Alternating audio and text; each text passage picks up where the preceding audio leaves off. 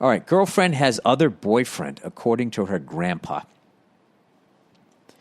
By the way, what I just did there is a really important thing to do for quality of life. It's something that I just used to plow through and I would get sick all the fucking time.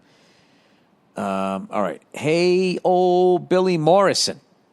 Did you see Riders on the Storm in the Desert?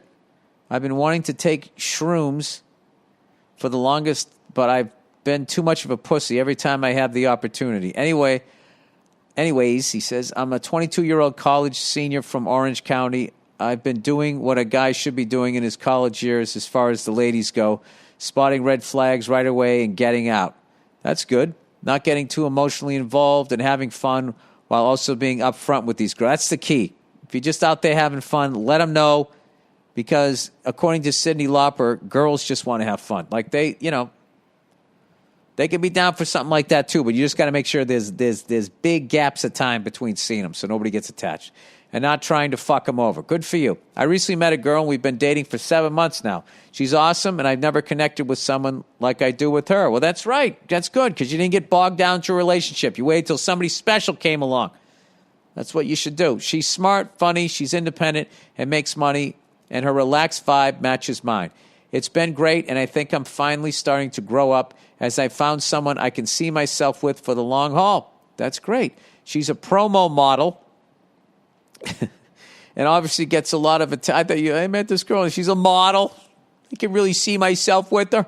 That's good, dude. You got a hottie. Good for you. And obviously gets a lot of attention from guys, but I trust her, and it doesn't bug me. That's good. She has a guy best friend who used to date one of her girlfriends. Kind of strange.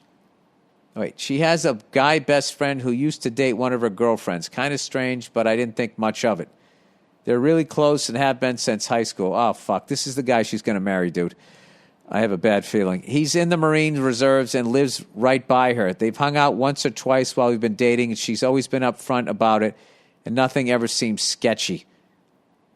However, I went to go meet her grandfather a couple weeks ago, masked up, obviously, and when she introduced me to him, he said, so this is the Marine guy, right? She said, no, that's Aaron, my longtime friend. This is Zach, my boyfriend. He then laughed and said, damn, mija, how many boyfriends do you have then? Right away, she laughed and told him her and that guy never dated like that. It's always just been friendly. When we left, I asked her what the fuck was up with that. She told me that her grandpa was in the Marines, and he got excited when she told him that her friend was too. Apparently, they had never met before. The guy's over 90 years old, so obviously he's not all there, but he's definitely sharp for his age after talking to him. I tried to brush it off and give it time, but it's been 2 weeks now, and I got to be honest, that shit is still bugging me. Well, dude, I got to tell you something. If you were fucking cool with her being hot and guys looking at her and it didn't bug you, but this bugs you, this is legit. You got to listen to your gut here. Her dog just passed away, and I was with her all day and night when it happened, but as soon as I went back home, she said the guy was going to come over because he was close with the dog, too. Dude, get the fuck out of this relationship. Get out of this relationship. I don't know, man. I want to believe her because I've been cheated on before in high school, and this doesn't feel like she's trying to hide anything. But at the same time, that shit with the grandpa is tripping me out. What do you think, Bill? Am I being paranoid, or should I just brush off what happened as an old guy messing around? Or do you think this could be a red flag? Well, dude, if it feels like a red flag, I would address it. Thank you, and I got to say your podcast kept me from jumping out of my 12th-story cubicle window when I had my shitty office job. LOL. Go fuck yourself. Yeah, dude. I don't know, man. I don't like the lay of the land there at all. I'll be honest with you. I don't like the lay of the land, and so I would just, you got to sit down and talk to her about it and just say it bothers you. And, well, what do you want me to do about it? It's just like, well, I mean, I don't know. You've seen this guy all the fucking, I don't know. I just think that's fucking weird. There's something fucking weird going on there. There's something, that whole fucking thing is really weird. She's the ex-boyfriend of one of her girlfriends. Now, what I don't understand is why didn't she just get with, if he was single, this is something on your side here. Why wouldn't she just get with the guy? I mean, is he in the Marines, or does he do that weekend shit? You know? Like, if he's in the fucking Marines, why is he around? Wouldn't he be deployed somewhere? I don't like it. You know what? I'm going to phone a friend here. Any Marines out there? What is your gut telling you about this? They're all laughing right now in some fucking godforsaken place. They're listening. Get the fuck out. That's what you're saying, right? Over in Afghanistan, you listening? Right? I bet they're saying, get the fuck out. Dude, you need to address this. You definitely need to address this. I don't like it. I'm not saying she's guilty, but there is definitely... if this was the cops, they would get a warrant at this point. There's enough here that for a warrant. You might not find anything. The alibi might check out. But this is definitely, this is something that perking the old ears up there. Anyway. So, what else? I played with my daughter today, man, and my son was awesome. As always, my daughter's still, she's got the bike down as far as like, I just don't have a big enough driveway where she can like, ride around. So I got to take her to the park.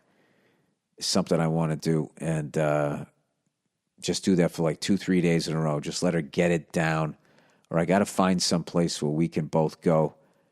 I just don't like doing it after she went to school. She comes out of school and she's just like, all right, I don't need to learn anything else. I just want to come home, have something to eat, watch Bugs Bunny or some shit. So I try to respect that because I loved that when I was a kid. Walking home. Sometimes I used to take the bus. Most times I used to walk and just joking around with my friends, and then getting home. And I grabbed I'd either make a steak-em when I was older. When I was younger, I'd have like a powdered donut, some sort of shitty fucking food. We always had like Twinkies. It was the 70s, right? Just fucking shit like that. You know what was so fucking overrated back then were devil dogs. And every time I'd eat one, they were the driest. You had to drink like half a gallon of fucking milk to get those fucking things down. And I remember I would come home and the shows I used to watch was like, there's a pretty obscure cartoon. It was on all the time and just, it hasn't gotten any love over the years. It was a show called Deputy Dog. Hello, Sheriff. The dog and the deputy dog. It was a fucking dog and it was a deputy. And then the sheriff was an actual person.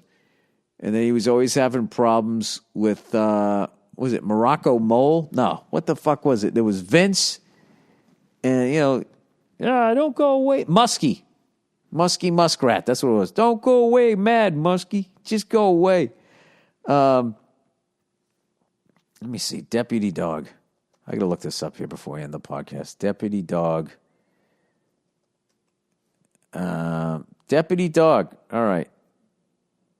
Number of episodes. Oh, there was only 34 episodes. They used to show them all the fucking time. It aired from 1960 to 1963. Deputy Dog first ran weekly September 8th, 1962 to May 25th, 1963, with a brief hiatus in December. Each episode has a Deputy Dog cartoon, followed by Dingbat and then Silly Sydney. I don't remember that. The British television debut on BBC was in 1963. I just remember Deputy Dog. Deputy Dog is a deputy sheriff in Florida.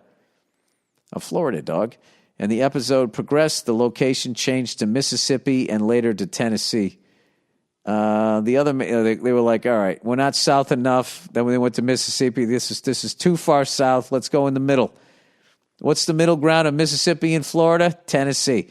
That just sounds like a fun name. Tennessee. It just sounds happy. I love that state. One of the most beautiful fucking states I've ever been in. I fucking love Tennessee. The other main characters are the varmints, Muskie Muskrat and Moly Mole. Possibly Possum Tycoon. Vincent Van Gogh. That's the one I remember, not Moly Mole. I remember Vincent Van Gogh. Pig Newton and Dog's Boss Sheriff. I don't remember any of those guys. I just remember, help, Deputy Dog, I'm sinking in the creek mud. That's all I remember. A late addition to the cast was Astronaut, a mischievous alien visitor. Oh, God, that was the end of every cartoon. That's like when the Flintstones had that stupid little green guy. Fucking over. Fucking over. Much of the comedy's a sight gag. Deputy Dog later appeared in episodes of the 1987 series Mighty Mouse, The New Adventures. Yeah. There's only 34 episodes. Well, I definitely saw all of those. I would come home and eat nothing but fucking junk food. And I did not want to do any homework or any fucking thinking. Then I would go outside and play. And then the stress of my homework would start hitting me like around 5. Like, fuck, I got to do my homework. And I remember there was a couple friends I had that just had the discipline. They'd get off the bus. I'd be like, let's go out and play. Let's play, football, baseball. Ride bikes or do some shit. I got to do my homework. I'd be like, fuck that. All right. And then they'd come out around 4 o'clock and they'd be done with their homework. And I'd be like, shit, I wish I was them. I wish I was them. And that's why I wasn't successful, because back then I put shit off. But not now. Not today. I think of a shit joke, I go right over and I write it down. As I call in sick to work. All right. Anyway, that's the podcast, everybody. I'll let you know how the vaccine goes this week. We'll see. We'll see if I get it. They opened it up to entertainers. It'd be funny if they watch my act. Yeah, you're not an entertainer. You're just a fucking angry orange man. Angry orange men are not qualified until August. All right. Yeah. Okay, that's it. That's the podcast. Sorry, don't mean to yawn to make you guys tired. Thank you to everybody that's been listening. Thank you to everybody that always listens and writes in and all of that stuff. I love hearing from you guys. And I don't know. You can feel it, man.